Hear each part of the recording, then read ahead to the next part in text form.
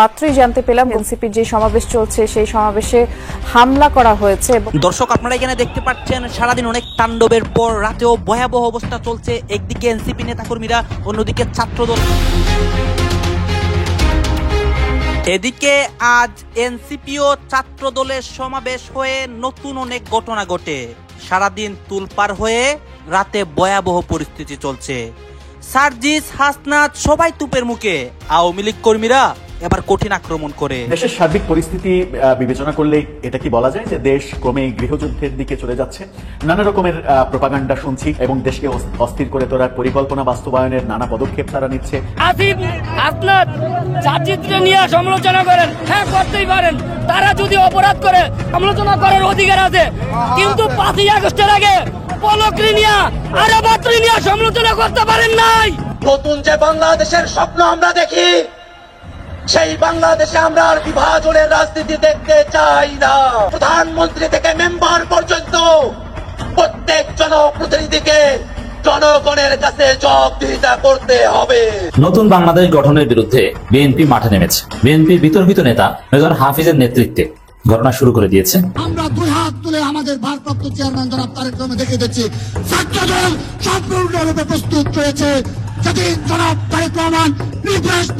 এদিকে শেষ রক্ষা হবে না এনসিপি নেতাদের বলে কঠোর হুঁশিয়ারি বার্তা জানালেন আওয়ামী সভানেত্রী শেখ হাসিনা। সবগুলোকে ফাঁসিতে ঝোলানোর ঘোষণা। এদিকে এবার রাতের ঘুম হারাম সমন্বয়কদের কি ঘটতে যাচ্ছে? সমন্বয়কদের জন্য আসছে লাল সংকেত। হ্যাঁ, সমন্বয়কদের লাল সংকেত দেওয়া হয়েছিল। দর্শক শ্রোতা, গত কিছুদিন ধরেই এনসিপি নেতাদের মানে সার্জিস, হাসনাত তাদের উপর কঠিন বিপদ পড়ছিল। আপনারা দেখেছিলেন গোপালগঞ্জে তাদেরকে আক্রমণ করা হয়েছিল, সেইখানে সেনাবাহিনী তাদেরকে রক্ষা করে।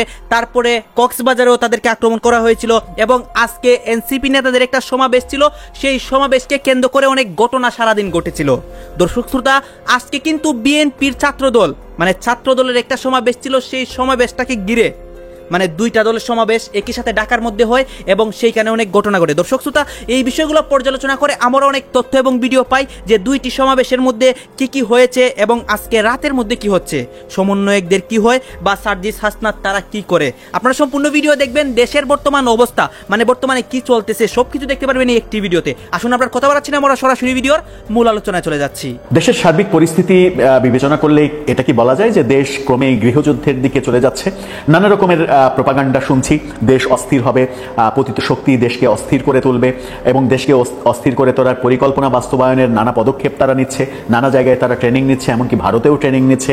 এটাকে কেন্দ্র করে একজন মেজরকে গ্রেপ্তার করা হয়েছে, তাকে কোর্ট মার্শাল করা হচ্ছে এমন খবর যেমন শুনছি, তেমনি সারা দেশে আইন শৃঙ্খলা পরিস্থিতি এবং হিংসা যেভাবে ছড়িয়ে পড়েছে, আইন শৃঙ্খলা পরিস্থিতির অবনতি যে পর্যায়ে গিয়েছে এবং যারা ক্ষমতায় আছে এবং ক্ষমতার কাছাকাছি আছে তারা যেভাবে বিভিন্নভাবে নৈরাজ্য সৃষ্টি করছে, এরকম খবর গণমাধ্যমে প্রতিনিয়ত যখন আসছে, তখন এই কথা কি সত্যি বলা যায় যে দেশ গৃহযুদ্ধের দিকে চলে যাচ্ছে কিংবা সরকার দেশকে গৃহযুদ্ধের দিকে ঠেলে দেওয়ার চেষ্টা করছে? সেরকমই মন্তব্য করলেন গতকালকে জাতীয় পার্টির মহাসচিব। জাতীয় পার্টি গতকালকে রাজধানীতে মিছিল করেছে, সমাবেশ করেছে।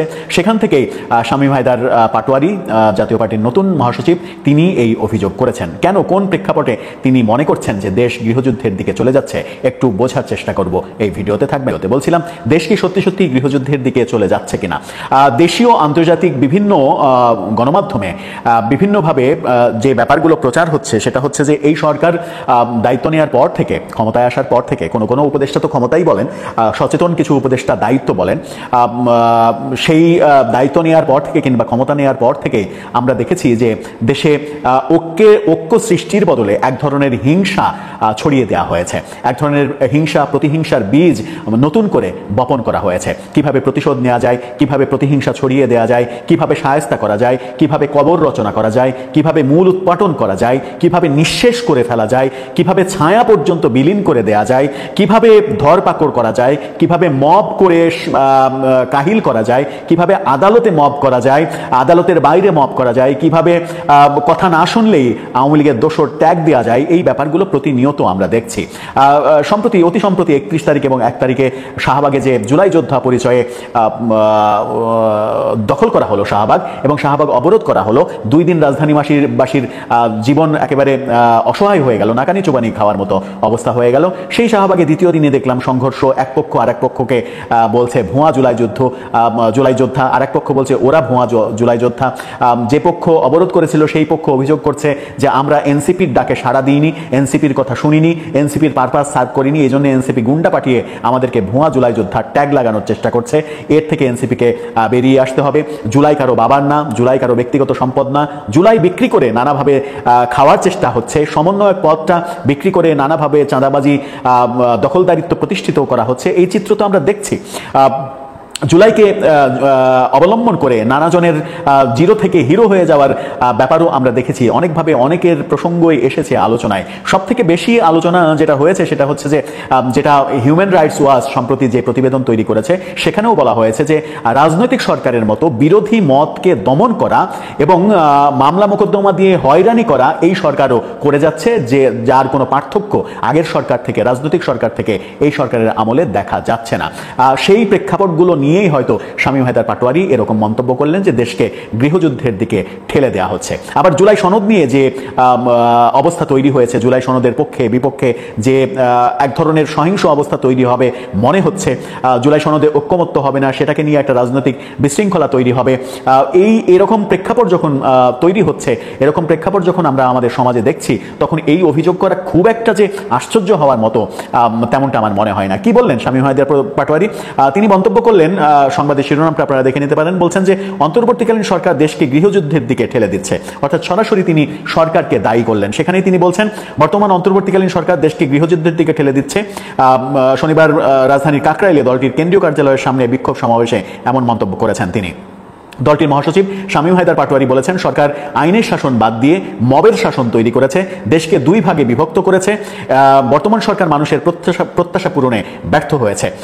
এ সময় নেতাকর্মীরা অভিযোগ করেছেন জাতীয় পার্টির চেয়ারম্যান GM কাদের সহ নেতাকর্মীদের বিরুদ্ধে মিথ্যা মামলা ও মব ভায়োলেন্স করে নেতাকর্মীদের উপর হামলা করা হচ্ছে। অধিকার পাইনি, 54 বছরের স্বাধীন বাংলাদেশে ছিলাম, অধিকার পাইনি। আজ থেকে 1 বছর আগে এই মঞ্চে ফ্যাসিবাদী ব্যবস্থার বিলোপ এবং নতুন রাজনৈতিক বন্দোবস্তের স্বপ্নে খুনি হাসিনার পতন ঘটানোর ঘোষণা দেওয়া হয়েছিল। 1 বছর হয়েছে, কাঙ্ক্ষিত অধিকার পাইনি। আমরা আর হতাশার কথা বলতে চাই না। আগামীর বাংলাদেশে আমরা যে অধিকারগুলো পেতে চাই, যেভাবে বাংলাদেশকে দেখতে চাই, আমরা সেগুলো এই মঞ্চ থেকে বলতে এসেছি। 1 বছর আগে এই মঞ্চে ছাত্র জনতার প্রতিনিধি হিসেবে যারা ছিল, তাদের মধ্যে অনেকে আজ এখানে শহীদ পরিবারের সদস্য হিসেবে আছে, অনেকেই এখানে আহত যোদ্ধা হিসেবে আছে। আমরা এই মঞ্চে আজ আমার শহীদ ভাইদের হত্যার বিচার চাইতে এসেছি, আহত যোদ্ধাদের রক্ত ঝরার বিচার চাইতে এসেছি। যে আওয়ামী লীগ, যুবলীগ, ছাত্রলীগের সন্ত্রাসীরা আমার সহযোদ্ধাদের রক্ত ঝরিয়েছে, সেই সন্ত্রাসীদের বিচার চাইতে এসেছি।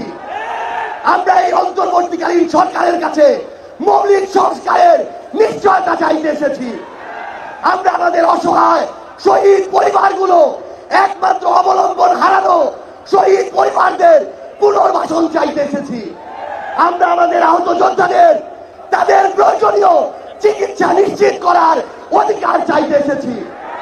আমরা আজকে এই মঞ্চে স্পষ্ট করে বলতে চাই, ওই 72-এ যেই সংবিধান একটা দলের সংবিধান ছিল, যে সংবিধানের ড্রাফট আরেকটা দেশ থেকে পাশ হয়ে এসেছে, সেই মুজিববাদী সংবিধান এই বাংলাদেশে আর আমরা থাকতে দিতে পারি না।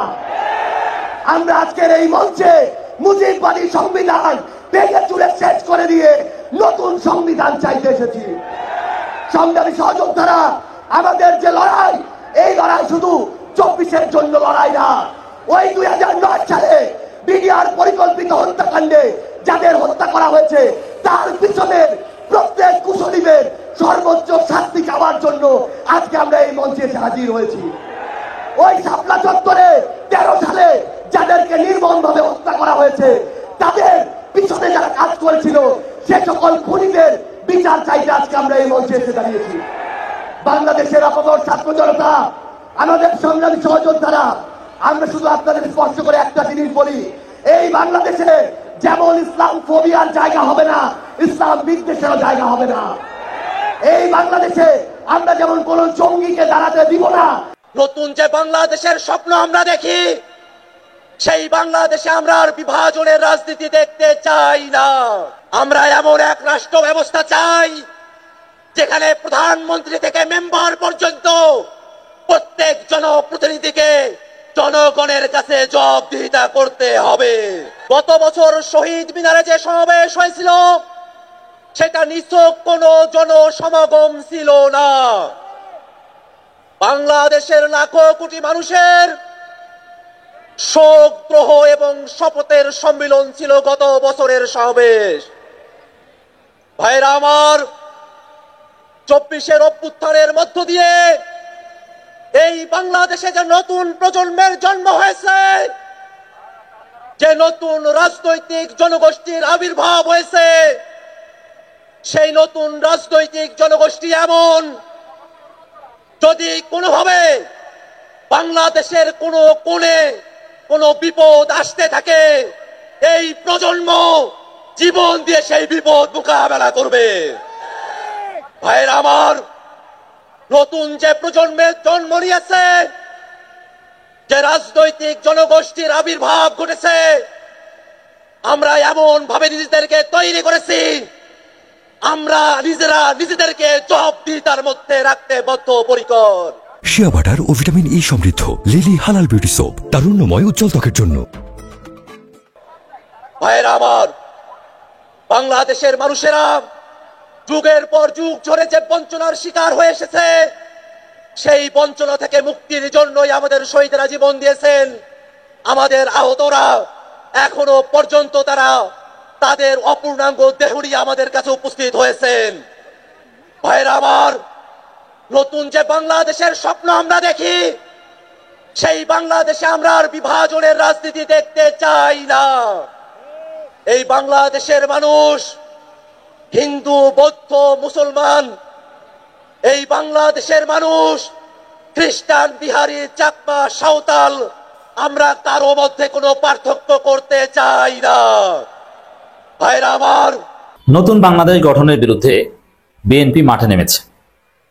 বিএনপির বিতর্কিত নেতা মেজর হাফিজের নেতৃত্বে বিএনপি নতুন একটা প্রজেক্ট নিয়ে মাঠে নেমেছে, ঘটনা শুরু করে দিয়েছে। দর্শক, মেজর হাফিজ বিএনপির স্থায়ী কমিটির সদস্য, এতদিন গর্তের মধ্যে ছিলেন, হাইবারনেশনে ছিলেন। এখন গর্তের মধ্যে কেন ছিলেন? অসুস্থ ছিলেন নাকি এটা স্পষ্ট নয়, তবে টানা কয়েক মাস যাবত মেজর হাফিজ দৃশ্যপটে ছিলেন না। কি করেছে, কি ঘটিয়েছে নতুন বাংলাদেশের বিরুদ্ধে, কত বড় ধৃষ্টতাপূর্ণ কাজ করছে, সেদিকে যাওয়ার আগে বলেনি, মেজর হাফিজ বিএনপিতে চরম বিতর্কিত, অস্থির প্রকৃতির একজন ভারসাম্যহীন লোক, ভীতু কাপুরুষ। পরিচয় দেন মুক্তিযোদ্ধা। মনে রাখবেন, মুক্তিযুদ্ধ পরিচয় ব্যবহার করে যারা ফায়দা হাসিল করতে চান, এরা প্রত্যেকেই বাটপার, আর বেশিরভাগ মুক্তিযোদ্ধাই বাটপার, খুব কমই আছে ভালো। কেন বাটপার? এটা মুক্তিযোদ্ধাদের ক্ষেত্রে নয়, আমাদের জুলাই যোদ্ধাদের ক্ষেত্রেও দেখবেন যে বেশিরভাগ দ্রুত বাটপার হয়ে উঠবে, একটা অংশ ভালো থাকবে। কারণ মজলুম যখন বিজয়ী হয়, তখন তার মধ্যে ধীরে ধীরে জালেমের ক্যারেক্টারিস্টিক্স ঢুকে যায়, তার মধ্যে বিজয়ের যে অহংকার, এই অহংকার থেকে নানান লোভ লালসা ঢুকে যায়। এই জন্য আমরা দেখছি 1971 সালের 16 ডিসেম্বরের পর বাংলাদেশে সে 73, 74, 75 পর্যন্ত যত আকাম হয়েছে সব করেছে মুক্তিযোদ্ধারা। এটা শরীয়তেও আছে। এই জন্য মজলুমকে রাতারাতি বড় পোস্ট পজিশন দিতে হয় না। আর এই কারণেই বিজয়ের পর আল্লাহ রাব্বুল আলামিন মুমিনদেরকে তওবা করতে শিখিয়েছে। ইযা জাআ নাসরুল্লাহি ওয়াল ফাতহ ওয়া রাআইতান নাসা ইয়াদখুলুনা ফি দীনিল্লাহি আফওয়াজা ফাসাব্বিহ বিহামদি রাব্বিকা ওয়াস্তাগফিরু। আল্লাহর তাসবিহ করো, তুমি বিজয় লাভ করেছো, আল্লাহর তাসবিহ করো, ওয়াস্তাগফিরু, ইস্তিগফার করো, তওবা করো, ইন্নাহু কানা তাওয়াবা। তো বিজয়ের সাথে আল্লাহ তওবা রিলেট করে দিয়েছেন। কারণ হচ্ছে বিজয়ীদের মধ্যে বিচ্যুতি হয়, ডেভিয়েশন হয়, তা মেজর হাফিজ হচ্ছেন এই প্রকৃতির বাটপাত। ভীরু কাপুরুষ কেন বলেছি? হাসিনার ভয়ে কিংস পার্টিতে যোগ দিয়েছিলেন। সাকিব আল হাসান তার বাসায় এসেছিল, কিন্তু পরে যে কারণে হোক না কেন কিংস পার্টিতে আর যাননি, কিন্তু গিয়েছিলেন। সাকিব আল হাসানের সাথে ছবি টবি আপনারা দেখেছেন। এবং বিএনপিতে সংস্কারপন্থী ছিল, খালেদা জিয়াকে বাদ দিয়ে বিএনপি গঠন করতে চেয়েছিল। তারেক রহমানের বিরুদ্ধে কত কথা বলেছিল এই মেজর হাফিজ 111-এর সময়, এমনকি পর হাসিনের সময় বলেছে। তারেক রহমানকে বেয়াদব বলেছে এই মেজর হাফিজ। যারা দর্শক আপনারা তো দেখলেন এখানে কি কথা হচ্ছে, অনেকে কিন্তু অনেক কথা বলতেছে, অনেকে আলোচনা করতেছে, অনেকে সমালোচনা করতেছে। দেশের বিভিন্ন অবস্থা এবং পরিস্থিতি নিয়ে সবাই সবার মন্তব্য প্রকাশ করতেছে। তাদের মন্তব্যগুলো দেখে আমরা অনেক কিছু বুঝতে পারি দেশের মধ্যে কি হচ্ছে এবং দেশের পরিস্থিতি ঠিক কোন দিকে যাচ্ছে। দর্শক শ্রোতা, এখানে কিন্তু বিশেষ করে আজকে এনসিপি বা অন্যদিকে ছাত্রদলের যে একটা সমাবেশ হয়, সেই সমাবেশগুলো নিয়ে আলোচনা সমালোচনা হচ্ছে, দেশের রাজনৈতিক প্রেক্ষাপটগুলো নিয়ে সবাই সবার মন্তব্য প্রকাশ করতেছে। দর্শক শ্রোতা, এই বিষয়গুলোর সাথে আপনারা একমত পোষণ করেন নাকি দ্বিমত পোষণ করেন, অবশ্যই আপনারা আপনাদের মন্তব্য কমেন্ট বক্সে লিখে যাবেন। আর হ্যাঁ, তখন আপনাদেরকে আমরা যা কিছু দেখিয়েছি সবকিছু আমরা সোশ্যাল মিডিয়া থেকে সংগ্রহ করেছি, এইখানে আমাদের নিজস্ব কোনো মন্তব্য নেই বা নিজস্ব কোনো সিদ্ধান্ত নেই। সর্বশেষ আপনাদের কাছে আমাদের রিকোয়েস্ট থাকবে, আপনারা আমাদের চ্যানেলে নতুন দর্শক হয়ে থাকলে চ্যানেলটি সাবস্ক্রাইব করবেন এবং পাশে থাকা বেল বাটনটি বাজাবেন, যাতে করে নেক্সট ভিডিওটা সবার আগে আপনাদের কাছে পৌঁছায়। ধন্যবাদ।